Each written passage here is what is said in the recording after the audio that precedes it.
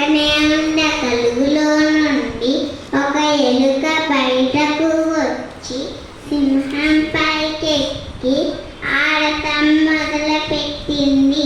సింహం వెంటనే కోపంతో ఎలుకని పట్టుకొని చంపడానికి ప్రయత్నించింది.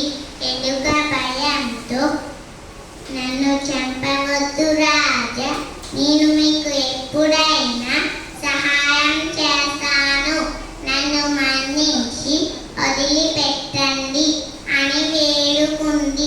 సింహం పకపకా నవ్వి, వేడురంత లేవు, నువ్వు నాకు సహాయం చేస్తావా?